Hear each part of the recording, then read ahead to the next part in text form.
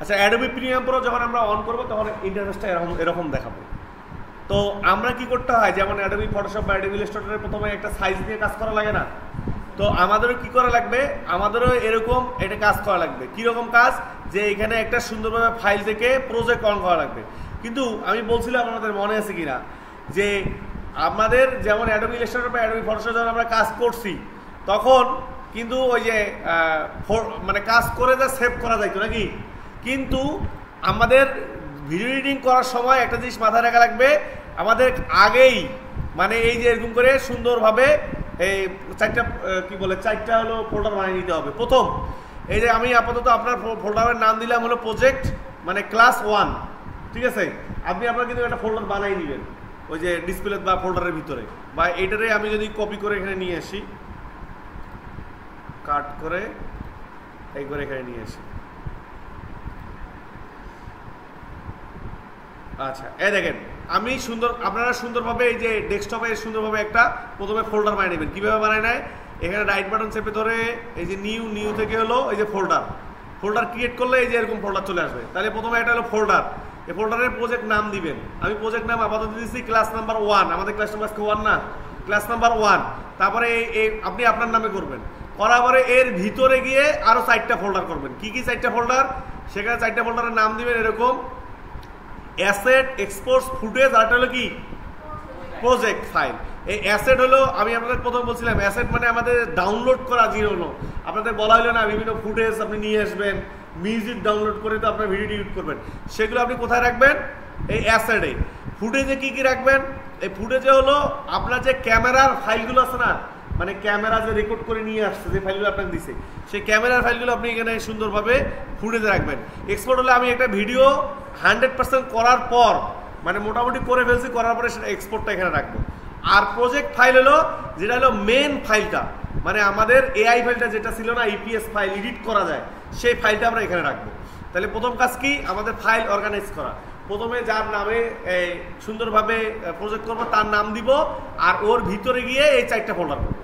করার পর দেখেন আমরা যখন এভাবে করা হয়ে যাবে, তারপরে আমাদের কাজ হলো যে এই যে সুন্দরভাবে আমাদের অ্যাডোবি প্রিমিয়াম প্রোতে আসার পরে আপনি যখন অ্যাডোবি প্রিমিয়াম প্রোতে আসবেন, আসার পরে এই যে নিউ থেকে হলো এই দেখেন ফাইল থেকে হলো নিউ থেকে হলো এই যে প্রজেক্ট, নিউ থেকে প্রজেক্টের উপর ক্লিক করবেন।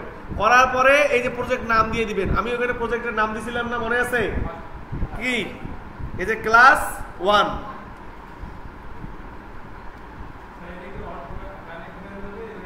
না, আমাকে এখানে কানেক্ট করে দিতে হবে।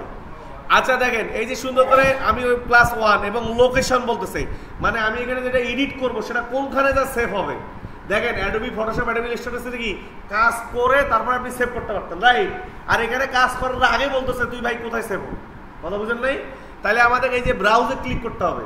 এই ব্রাউজ ক্লিক করার পরে আমি ওই ফোল্ডারটা কোথায় বানাইছি বলেন তো, ডেস্কটপে। এই দেখেন এই যে ডেস্কটপ, এখানে যাওয়ার পরে কোথায় ডেস্কটপে ক্লিক করি, করার পরে যে ক্লাস 1 নামে একটা বানাইছিলাম না, এখানে ডাবল ক্লিক করে আমি কইছিলাম যে কোন ফোল্ডারের ভিতর মেন ফাইলটা রাখবো, এই প্রজেক্ট ফাইল।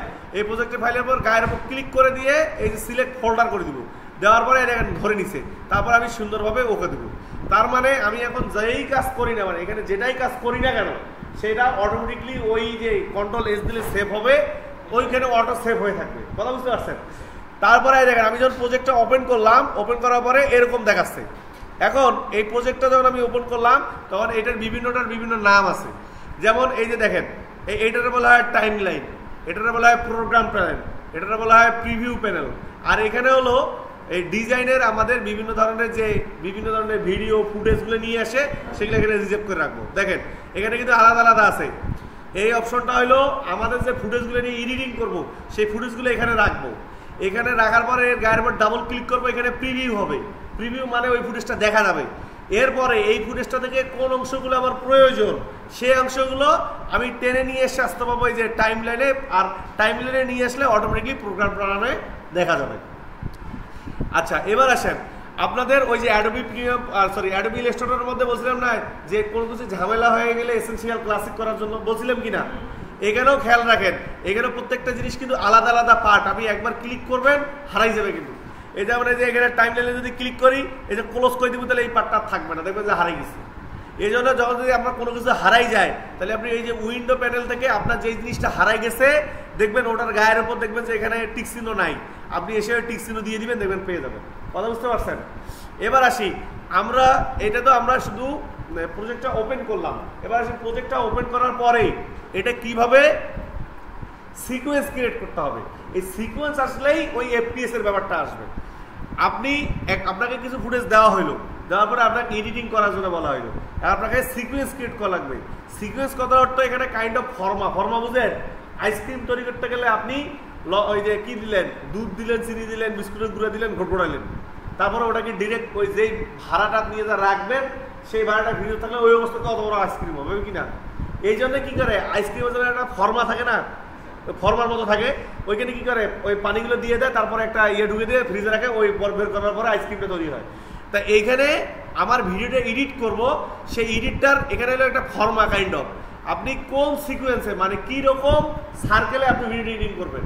এখন আমি সাধারণত বলছি আপনাদের, এখানে ভিডিও এডিটিং করতে গেলে যদি ইউটিউবের জন্য করেন তাহলে কোন ভিডিও কোন সিকোয়েন্সে করতে হবে, ওই যে 1920x1080 ওই এফপিএস, এবং কত এফপিএসে হয় 25 এফপিএসে বা 30 এফপিএসে। তাহলে আপনি সিকোয়েন্সটা কিভাবে করবেন বলে দিবেন, সাইজটা কত।